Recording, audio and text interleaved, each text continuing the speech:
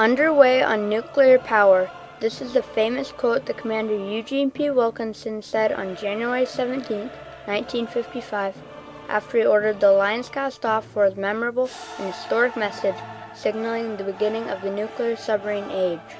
Impact of going nuclear. How innovation in nuclear submarines changed underwater warfare, by Zane Bundy, Tara Capiola, and Connor McCormick. The first known description of a submarine came from the English innkeeper William Bourne in the year 1580. Bourne said, "If you decrease the volume to make the boat heavier than the weight of the water, it will sink." He was describing buoyancy and its effect on ships. He also wrote of watertight leather joints and wood frames, describing a principle, not a plan, for a submarine. It wasn't until 1623 that the Dutchman Cornelius Drebbel built what appeared to be the first working submarine. This decked-over rowboat journeyed down the Thames River at a depth of 15 feet. Dennis Papin, a professor of mathematics, used an air pump to balance internal pressure with external water pressure, thus controlling buoyancy. In 1776, David Bushnell built the first submarine to actually make an attack on an enemy warship. The sub was named the Turtle because of its shape. Innovations between 1800 through 1885 caused the submarine to go through considerable changes. During this period, Robert Fulton built the Nautilus, which could dive 20 feet and stay submerged for 6 hours, and was powered by foot-operated propellers and sails for surface travel. Engines were incorporated in 1863 and were first powered by compressed air stored in tanks. Engines would change from chemical boilers to steam-electric engines, and finally to diesel-electric engines in 1893. In 1905, German-born physicist Albert Einstein introduced the special theory of relativity. The most celebrated result of his work is the mathematical formula E=mc², which demonstrates that mass can be converted into energy. In 1929, Hyman Rickover graduated from Columbia University, where he earned his degree of Masters of Science in Electrical Engineering.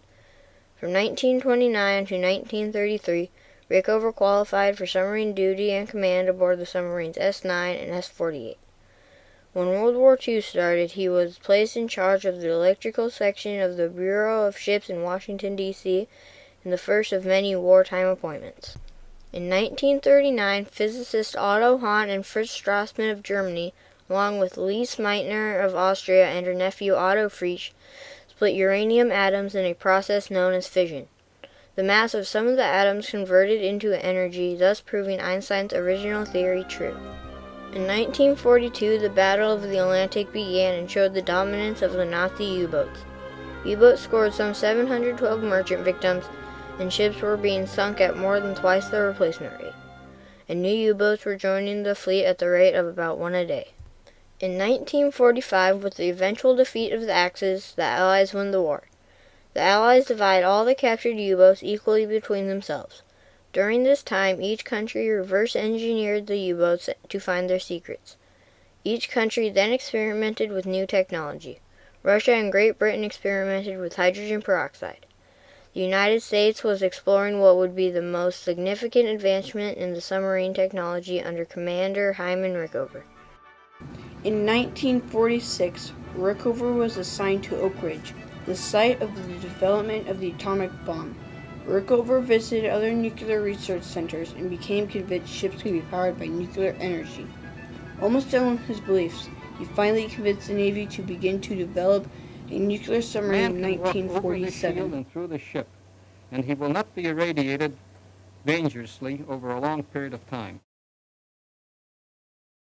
In 1955, the world's first nuclear-powered submarine, the USS Nautilus, gets underway. The result of the effort of 300 engineers and technicians working under the direction of Admiral Hyman Rickover, father of the nuclear navy. It is designed and built by the Electric Boat Company of Groton, Connecticut, and outfitted with a pressurized water reactor built by Westinghouse Corporation.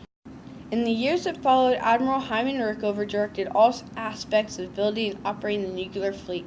For the first time in history, the submarine was able to complete its original purpose of being a long-term underwater attack vessel. Lieutenant Francis Montoya of the U.S. Navy explains the impact of the Nautilus on the naval warfare. Was the first nuclear-powered submarine and had a great impact on the way that submarines interacted with the navies and the rest of the world and the fleets. They The first nuclear submarine was able to go faster, was able to go deeper, and stay out at sea longer than any of the old diesel-electric submarines. This made it the old tactics of submarining and doing battle against other submarines very different, since fleets weren't able to keep up with the newer submarines. And it allowed us to be able to reach other places throughout the world that we weren't able to before with submarines.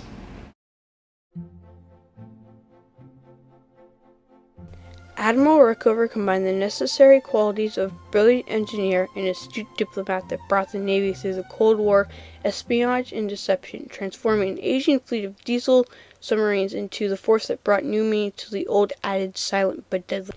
After the launching of the Nautilus, navies around the world had to completely redesign their defenses so the new warship would not be able to cross into their country. This involved redesigning their original anti-sub defenses. The nuclear submarine has had a tremendous impact on warfare. The new nuclear submarine can go at an average of 23 miles per hour, submerged and surfaced. In the Navy today, there are 81 nuclear submarines, 14 fleet ballistic missile submarines, 4 guided missile submarines, and 63 attack submarines. Each one is powered by one nuclear reactor plant. On average, a crew size of 146 individuals, of whom 15 are officers and 131 are enlisted.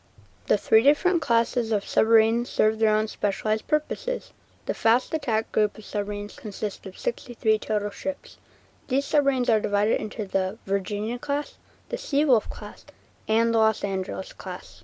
A fast attack submarine is designed to destroy other submarines, ships, and land targets. Equipped with Tomahawk missiles and Mk-48 torpedoes, this is the Hunter of the fleet. Mk-48 torpedoes have a special cable attached to them and on the other side the submarine. This allows the submarine to continuously change the direction of the torpedo. The Los Angeles class of submarines, which went into service on November 13, 1976, is the oldest of the U.S. subfleet in service. It was followed into service by the Seawolf on July 19, 1997, and the Virginia on October 23, 2004. There are 14 Ohio-class guided missile submarines, which came into service in 1981. They are slower, bigger than the fast attack submarines. They are made to deliver air support through Tomahawk missiles in a war zone. The Ohio class provides needed support from offshore with 154 missiles that can also be equipped with nuclear warheads. On a nuclear submarine, they use passive sonar to track an enemy and to maneuver. Also, they can use active sonar to conduct a better sweep of the area rather than using passive sonar, but doing so gives away their position. On an enemy boat sonar, a U.S. nuclear submarine sounds like a school shrimp feeding. A nuclear submarine can also use their periscope to view the area.